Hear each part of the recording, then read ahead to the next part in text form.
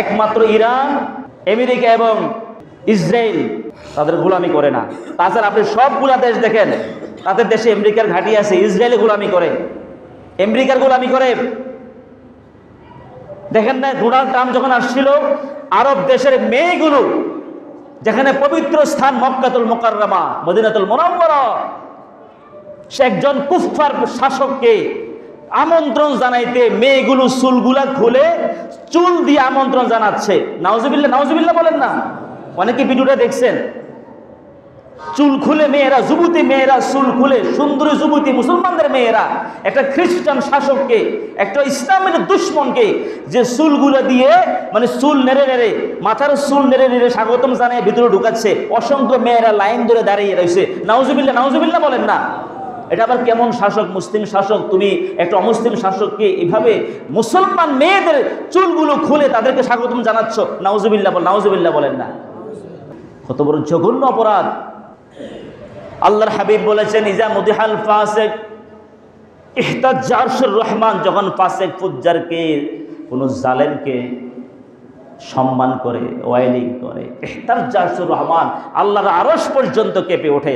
আজকে ওই কুফফারদেরকে দেখা যায় আরবের বহু দেশ ওয়াইলিং করে, এদেরকে আমরা তোষামত করে, কথা কোন ঠিক কিনা? এর দ্বারা আল্লাহর আরশ কেঁপে ওঠে। আর একমাত্র ইরান এমন এক দেশ, ইরান, আমেরিকা বলেন, ইসরায়েল বলেন, কাউকে তোয়াক্কা করে না। আল্লাহ আপনি ইরানকে বিজয় দান করেন, আমিন করেন, আমিন করেন। যদি ইরান পরাজিত হয়, যদি ইরান পরাজিত হয়, তারপরে দেখবেন পাকিস্তান ধরবে। আর যখন পাকিস্তান ধরবে, ভারতের মোদি বসে থাকবে না, শেষ পর্যন্ত বাংলাদেশের রেহাই পাবে না, কথা কোন ঠিক কিনা?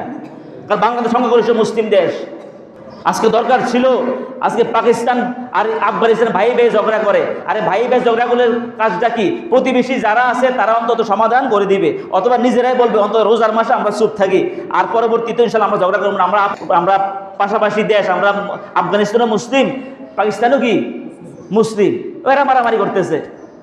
এখানে কাজ ছিল যে তৃতীয় পক্ষ গিয়ে হলো সমাধান করে দেওয়া তাদের মধ্যে, তা তো করছে না।